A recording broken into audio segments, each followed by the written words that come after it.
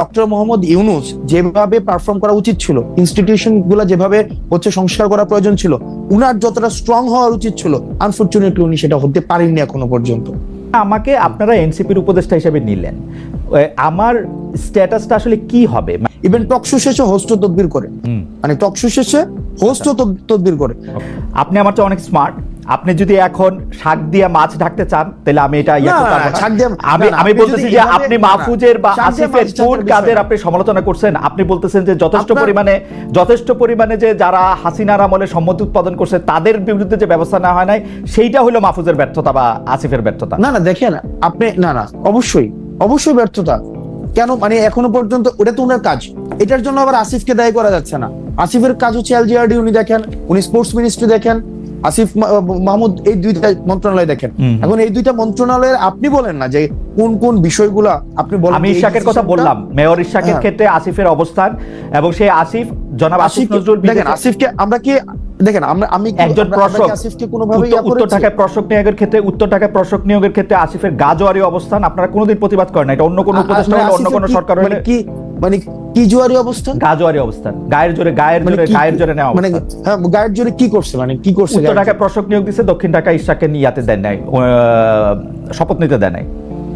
আমি যত না শপথ নিতে দেন, এটা একটা সাবজুডিস ম্যাটার ছিল, যে কোনো সাবজুডিস ম্যাটার ছিল না, হাইকোর্ট থেকে সেটা সেটেল ম্যাটার ছিল। উনি বলছেন যে উনি আইন উপদেষ্টার জন্য ওয়েট করতেছেন, যদিও খুব ভালোভাবে জানতেন যে আইন উপদেষ্টা আছেন হচ্ছে এখন সাউথ আফ্রিকা, এবং আইন উপদেষ্টা আসার পরে বলছেন যে সময় পার হয়ে গেছে। এখন দেখেন না, সময় পার হয়ে গেছে। এখন যে সেক্ষেত্রে যে মন্ত্রণালয়ের দায়িত্ব ছিলেন, এই মন্ত্রণালয়ের এটা বিষয় বা এটা হচ্ছে হাইকোর্টের বিষয়, তো হাইকোর্টের বিষয় হাইকোর্টের ম্যাটারটা সেটেল ছিল। এখন আসিফ মহোদয়, আব্দুল্লাহ হাইকোর্টের আসিফ মহোদয় তার অনুযায়ী আপনার এলজিআরডি তে উনি যেই ডিসিশন নেওয়া প্রয়োজন উনি এই ডিসিশন নিয়েছে। এটার যদি আপনার কোনো ধরনের, আমার প্রশ্ন এটা না, আমার প্রশ্ন এটা না জনাব আব্দুল্লাহ, এইটা আমার প্রশ্নই না। আমার প্রশ্ন হচ্ছে যে আপনারা যৌক্তিকভাবে উনাদের কাজের কোনো প্রতিবাদ না, আমার উত্তর, আমার ফাইন্ডিংস হচ্ছে না, আপনারা করেন নাই। আমরা বিকল্প করেন নাই, কারণ হচ্ছে যে আপনারা তাদের বন্ধু, আমরা হচ্ছে এবং এনসিপির জন্য তারা জায়গা খালি রাখতেছে। দেখেন উনারা জুলাই গণ অভ্যুত্থানের প্রতিনিধি হিসেবে সেখানে গিয়েছে, উনারা এনসিপির কোনো প্রতিনিধি হিসেবে সেখানে যায় নাই। কিন্তু জন্ম হয় না, প্রতিনিধি হিসেবে যাবে কেন? না তাহলে অথবা কি বা আমাদের কোনো প্রতিনিধি হিসেবে সেখানে যায় না, যে তাদের সাথে আমাদের বন্ধুত্বের সম্পর্ক এক নম্বর বিষয়। 2 নম্বর বিষয় যেভাবে বলা হচ্ছে যে তাদের জন্য জায়গা খালি করে রাখা হইতেছে, এটা কমপ্লিটলি একটা ভুল ধারণা। ঠিক আছে, আমরা আমাদের সংগঠন আমাদের নিজেদের মতো করে আগাচ্ছি, এবং এটা হচ্ছে আমরা আমাদের নিজেদের মতো করে, যখন হচ্ছে আমাদের কিছুদিন আগে হচ্ছে আমাদের গঠনতন্ত্র আমরা জমা দিয়েছি, কিছুদিন আগে হচ্ছে আমাদের রেজিস্ট্রেশনের বিষয় জমা দিয়েছি, আবার আমরা যখন হচ্ছে কাউন্সিল করে সেক্ষেত্রে আমাদের পূর্ণাঙ্গ হচ্ছে আমরা কমিটি দিব। সেই ক্ষেত্রে এটা কে আসছে কে গেছে আসবে না, কাউন্সিলটা কি আপনাদের অতি শীঘ্রই করার কোনো ইচ্ছা আছে, না কাউন্সিলটা আপনারা পরে করবেন? এটার ব্যাপারে কি সিদ্ধান্ত আছে? কাউন্সিল আপনারা কবে করবেন? মানে আমরা ইতিমধ্যে হচ্ছে রেজিস্ট্রেশনের বিষয়টা নিয়ে আমরা এতদিন কাজ করেছিলাম, আপনি জানেন জাস্ট 2 দিন আগে আমরা রেজিস্ট্রেশনের বিষয়টা সম্পন্ন করেছি। এখন অন্যান্য যে ফরওয়ার্ডিং যে বিষয়গুলো নিয়ে আছে সেগুলো নিয়ে আমরা আলোচনা করব। ওকে, তারপরে আমাদের কোনো এক্সিকিউটিভ মিটিং হয়নি। আপনি মানে কাউন্সিলটা কবে হবে সেই ব্যাপারে আপনাদের এখন এক্সিকিউটিভ মিটিং হওয়ার পরে তারপর আপনারা সিদ্ধান্ত নেন, ফের না? আমরা সিদ্ধান্ত নেব। আচ্ছা, রাজনৈতিক বা প্রশাসনিক অভিজ্ঞতা রয়েছে, দল প্রসঙ্গে আসি, রাজনৈতিক বা প্রশাসনিক অভিজ্ঞতা রয়েছে এমন কাউকে কি আপনারা সন্ধান করতেছেন? মানে আপনাদের দলে কি মানে আপনারা কোনো মুরব্বি চান, মানে যারা রাজনৈতিক বা প্রশাসনিক অভিজ্ঞতা রয়েছে, বা মানে এই ব্যাপারে কি ভাবনা আপনাদের, যে আপনারা কোনো আমরা ইতিমধ্যে হচ্ছে আমরা উপদেষ্টা, মানে আমাদের রাজনৈতিক দলের রাজনৈতিক উপদেষ্টা এবং অরাজনৈতিক উপদেষ্টা আমরা হচ্ছে চাই আমাদের পার্টিতে হচ্ছে ইনক্লুড হোক। সেটির জন্য হচ্ছে আমরা সিভি আহ্বানও করেছি, সেই জায়গা থেকে আমরা কথা বলছি, অনেকের সাথে আমাদের কথা হচ্ছে, এবং সেটা হচ্ছে আমরা যে ধরনের রাজনীতি করতে চাই এবং হচ্ছে বাংলাদেশপন্থী রাজনীতি, সেক্ষেত্রে অনেক সিনিয়র হচ্ছে আপনি যাদেরকে বললেন হয়তো সিনিয়র রাজনীতিবিদ রয়েছে, বুদ্ধিজীবী রয়েছে, লেখক রয়েছে, বা হচ্ছে রিটায়ার্ড, বুঝতে পারছি। এর মধ্যে কি আপনারা আসলে আদর্শগতভাবে কোনো রাজনৈতিক বা প্রশাসনিক ব্যক্তিত্ব আপনাদের মাথায় আছে, যে যেমন ধরেন বিএনপির কেউ বা জামায়াতের কেউ, বা ধরেন আন্দালিব রহমান পার্থ বা ডক্টর মোহাম্মদ ইউনূস, মানে আদর্শ হিসেবে আপনারা কাউকে সামনে রাখছেন? ধরেন বিএনপি তারেক রহমান সাহেবের মতো একজনকে চান, বা জামায়াতের শফিকুর রহমানের মতো, বা জনাব আন্দালিব রহমান পার্থের মতো, বা ডক্টর মোহাম্মদ ইউনূসের মতো? ওকে, সেক্ষেত্রে আমরা হচ্ছে যারা আমাদের সাথে মানে আমরা যেই এখানে তো হচ্ছে ডক্টর মোহাম্মদ ইউনূস, তারপরে হচ্ছে ডক্টর মোহাম্মদ ইউনূস তো হচ্ছে অন্তর্বর্তীকালীন সরকারের প্রধান। এক্ষেত্রে একটা হচ্ছে তার মতো মানে আন্তর্জাতিকভাবে পরিচিত ওয়েস্টার্ন এডুকেটেড আমাদের অ্যাডভাইজরদের আমরা হচ্ছে যাদেরকে আমরা অ্যাডভাইজর নিতে চাই, আমরা একটা স্ট্যান্ডার্ড আমরা বলেছি যে হয়তো রিটায়ার্ড কোনো অফিসার হইতে পারে, বুদ্ধিজীবী হইতে পারে, লেখক হইতে পারে, রাজনৈতিক অভিজ্ঞতা সম্পন্ন মানুষ হইতে পারে। এখন এটাকে ইন্ডিভিজুয়াল আমরা কোনো ক্যারেক্টারাইজেশন করতে যাচ্ছি না, একদম যে এমসিকিউ কোশ্চেনের মতো যে ডক্টর মোহাম্মদ শফিকের মতো হইতে হবে অথবা হচ্ছে তার ইন্ডিভিজুয়ালি কোনো ক্যারেক্টার না। ইন্ডিভিজুয়ালি আচ্ছা, আমি একটু মানে একটু বোঝার জন্য আমি একটু বলতে চেষ্টা করতেছি, আপনারা এই যে রাজনৈতিক বা মানে আপনারা যে উপদেষ্টা চাইতেছেন তাদের কি আসলে আপনাদের মনের মধ্যে তো নিশ্চয়ই একটা ক্রাইটেরিয়ন আছে যে আপনারা কিভাবে কিরকম একজন মানুষ চান? তিনি কি একজন রিটায়ার্ড আমলা, তিনি কি একজন রিটায়ার্ড সামরিক অফিসার, তিনি কি একজন বিদেশে থাকেন কিন্তু রাজনীতিতে বড় ভূমিকা রাখেন, কলাম লেখেন, এরকম একজন ওয়েস্টার্ন এডুকেটেড আন্তর্জাতিক বিশ্বের ডার্লিং ডক্টর মোহাম্মদ ইউনূসের মতো ওরকম কেউ? কাকে চান, কাকে চিন্তা করতেছেন আপনারা? আমি নামটা আমরা সব ধরনের, আপনি যতগুলো হচ্ছে ক্রাইটেরিয়া বললেন সব ধরনের মানুষগুলোকেই আমরা উপদেষ্টা হিসেবে চাই। উপদেষ্টা হিসেবে চান তাদের একটা রাজনৈতিক দলে সব ধরনের লোকদের যে বিভিন্ন ধরনের রাজনৈতিক দলের অনেক কাজ থাকে, পলিসি মেকিং এর কাজ থাকে, পলিসি এক্সিকিউশনের কাজ থাকে। এখানে একটা রাজনৈতিক দলের অনেক ধরনের কাজ আছে। আপনাদের দলের হায়ারার্কিতে এই উপদেষ্টাদের অবস্থান কিরকম হবে, আপনার উপরে না আপনার নিচে? আমরা একটা অ্যাডভাইজরি প্যানেল করব। যেমন দেখেন আমরা বলছি, দেখেন অ্যাডভাইজর প্যানেল থাকবে, আমাদের একটা পলিটিক্যাল কাউন্সিল থাকবে। পলিটিক্যাল কাউন্সিলটা সবার উপরে থাকবে। এই পলিটিক্যাল কাউন্সিলের আন্ডারে থাকবে আমাদের প্রেসিডেন্ট সেক্রেটারি, এবং প্রেসিডেন্ট সেক্রেটারি হচ্ছে আমাদের একটা হচ্ছে এক্সিকিউটিভ বডির মধ্য দিয়ে তারপর হচ্ছে কার্যক্রম পরিচালনা করবেন। ওকে, ধরেন মানে অন্য কাউকে দিয়ে উদাহরণ দিলে তো এটা মুশকিল, আমি আমারে দিয়ে উদাহরণ দিই। ধরেন আমাকে আপনারা এনসিপির উপদেষ্টা হিসেবে নিলেন, আমার স্ট্যাটাসটা আসলে কি হবে? মানে আমি আজকে যদি আপনারা সরকার গঠন করেন, আচ্ছা সরকার গঠনের কথা আপনি বাদ দেন, আজকে আপনাদের যদি পূর্ণাঙ্গ পার্টির কমিটি হয়, সেক্ষেত্রে আমার স্ট্যাটাসটা কি হবে? আলটিমেটলি ফাংশনাল না, রাদার আমরা যেটা চাচ্ছি সেটা হচ্ছে একটা ফাংশনাল একটা পোস্ট হোক। আপনাকে আমি উপদেষ্টা হচ্ছে আমরা দিব কিনা সেটা হচ্ছে আমরা আলাপ আলোচনা করে, মানে যেই হোক, মানে এনিওয়ান, আমরা পার্সনিফাই করতে চাচ্ছি না। মানে ওই ক্রাইটেরিয়ার ভিত্তিতে আমরা যাদেরকে আমরা উপদেষ্টা আমরা চাচ্ছি দুই ধরনের। একটা হচ্ছে রাজনৈতিক উপদেষ্টা হচ্ছে সে আমার পার্টির উপদেষ্টা হিসাবে কাজ করবে, সে পার্টিজান উপদেষ্টা সংসদ নির্বাচনে অংশগ্রহণ করবে কিনা, আপনারা তাদেরকে এমপি ইলেকশনের টিকিট দিবেন? আমি তো সেটাই বললাম যে একটা হচ্ছে পার্টিজান হচ্ছে উপদেষ্টা, যে আমার পার্টির উপদেষ্টা হিসেবে কাজ করবে এনসিপি, আর হচ্ছে অরাজনৈতিক, সে হয়তো এনসিপির রাজনীতি করবে না কিন্তু বা এনসিপির হয়তো একদম সদস্য হিসেবে, যেটা সদস্য ফর্ম কিনে এনসিপির সদস্য, মানে উপদেষ্টাদের এনসিপির সদস্য হইতে হবে। মনে করেন জামাতের প্রধান, তিনি এনসিপির উপদেষ্টা হইতে পারবেন। আমরা দুই ধরনের উপদেষ্টা, আমি শুরু থেকে বলছি অরাজনৈতিক উপদেষ্টা ক্ষেত্রে আমরা দুই ধরনের, একটা হচ্ছে রাজনৈতিক উপদেষ্টা, একটা অরাজনৈতিক উপদেষ্টা। অন্য একটা দলের রাজনীতি করেন, আপনার এখানে এসে উপদেষ্টা হলেন, এটা হবে? আমরা একটা অরাজনৈতিক উপদেষ্টাকে তো নিশ্চয়ই হচ্ছে এই পার্লামেন্টের হচ্ছে দিব না, মানে রাজনৈতিক উপদেষ্টা সেক্ষেত্রে হচ্ছে সংসদীয় ইলেকশনের, সেক্ষেত্রে আমরা অবশ্যই নমিনেট করতে আলোচনা সাপেক্ষে নমিনেট। অরাজনৈতিক উপদেষ্টা কি অন্য একটা রাজনৈতিক দল করেও আপনাদের উপদেষ্টা হতে পারবেন কিনা?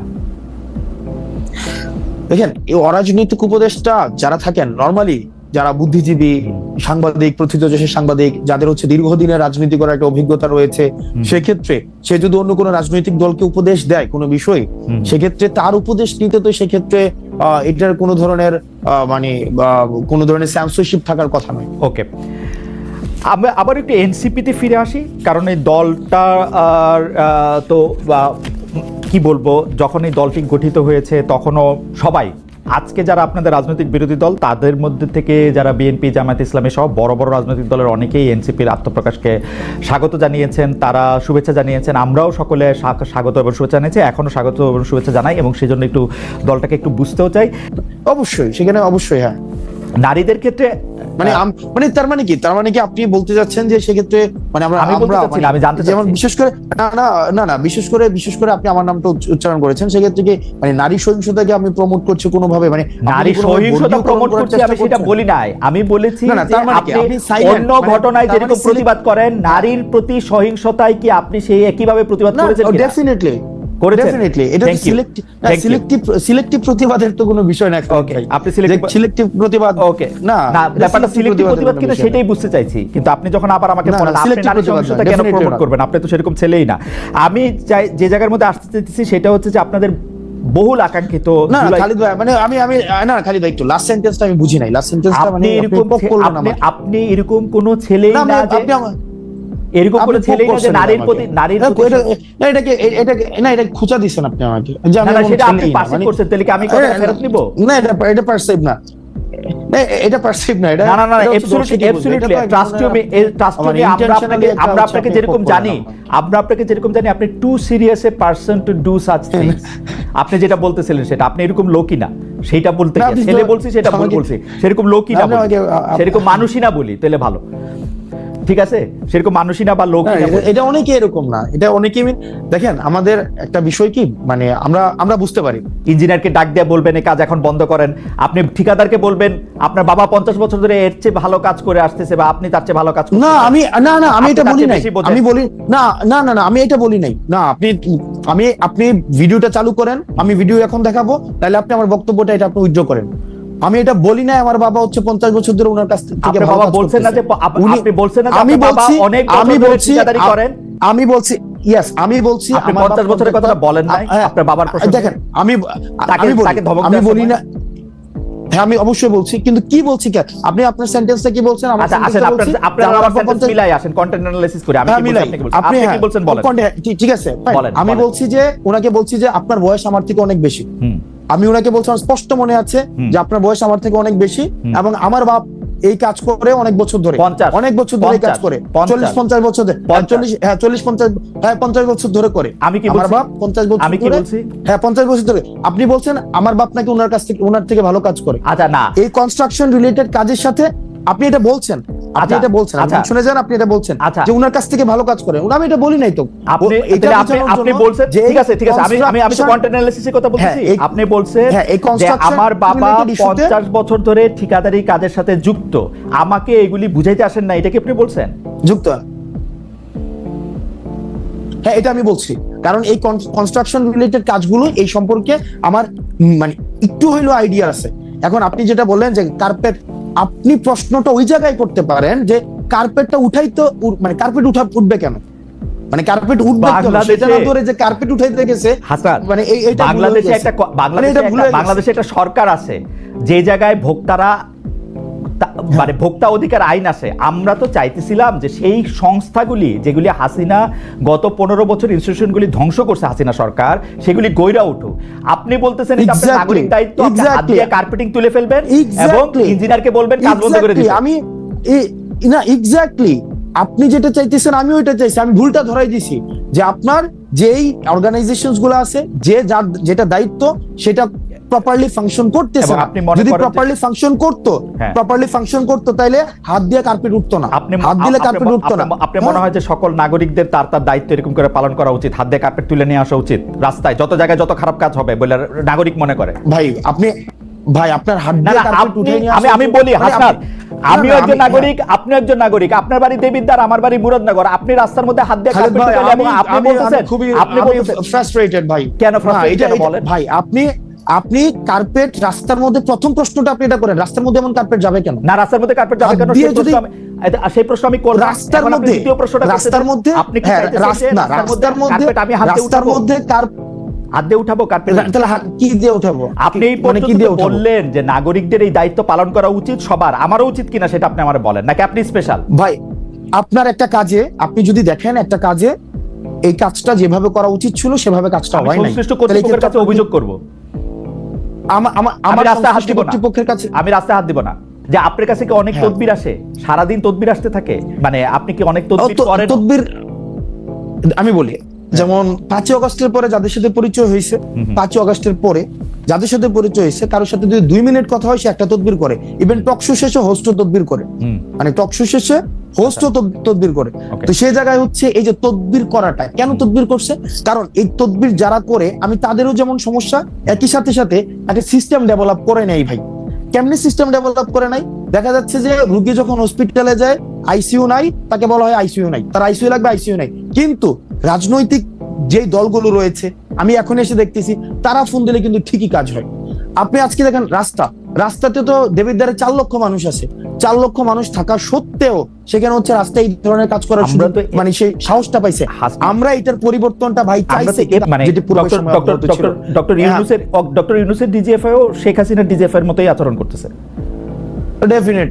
ডেফিনেটলি ওকে, মিডিয়া হস্তক্ষেপ করা হচ্ছে, নিউজ করানো হচ্ছে, এবং দেখা যাচ্ছে ডিজিএফ এর পত্রিকায় নিউজ করছে, কিছুক্ষণ পরে নামিয়ে তারপরে হচ্ছে আবার মেসেজ দিচ্ছে যে এটা হচ্ছে অনেস্ট মিস্টেক এবং এই ধরনের পুনরাবৃত্তি হবে না। এবং রাজনৈতিক বিভিন্ন ব্যক্তির সাথে আলোচনা করা, রাজনৈতিক বিভিন্ন ব্যক্তিকে নেগোসিয়েশনের প্রস্তাব দেওয়া, সিট নেগোসিয়েশনের প্রস্তাব দেওয়া, এই কাজগুলো তো এখন অব্যাহত রয়েছে। এগুলি কেন করতেছে ডক্টর মোহাম্মদ ইউনূস?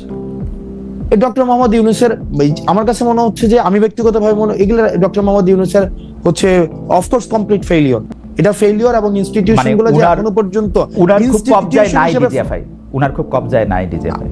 দেখেন, আপনি আমার মুখ থেকে আমি বলি, আপনি যেই জায়গায় আমাকে হচ্ছে নিতে চাচ্ছেন, আমি এই জায়গায় বলবো যে ডক্টর মোহাম্মদ ইউনূস যেভাবে পারফর্ম করা উচিত ছিল, ইনস্টিটিউশন গুলা যেভাবে হচ্ছে সংস্কার করা প্রয়োজন ছিল, উনার যতটা স্ট্রং হওয়া উচিত ছিল, আনফরচুনেটলি উনি সেটা হতে পারেননি এখনো পর্যন্ত। না, আমি আপনাকে কোনো জায়গায় নিতে চাইতেছি না, আমি বুঝতে চাইতেছি যে ধরেন যে ডিজিএফআই যখন রাজনৈতিক দলের পক্ষে বা বিপক্ষে কাজ করে বা রাজনৈতিকভাবে ব্যবহার করা হয়, আপনি তো জানেন খুব ভালো করে, আপনি খুবই মেধাবী তরুণ, যে গত 15 বছরে শেখ হাসিনা ডিজিএফআইকে একদম তার নিজের কারণে, মানে আমি কি আর বলবো, মানে ছোট বড় সকল কারণে ডিজিএফআইকে তিনি আসলে ব্যবহার করেছেন। এবং আমাদের যেমন ছোট আমাদেরকে সরকার প্রধানের সরাসরি নিয়ন্ত্রণ এবং কর্তৃত্বে যেহেতু ডিজিএফআই থাকে, সেহেতু আপনারা এটা বুঝতে পারেন কিনা যে ডিজিএফআই যা কিছু করে সেটা আসলে ডক্টর মোহাম্মদ ইউনূসই করেন?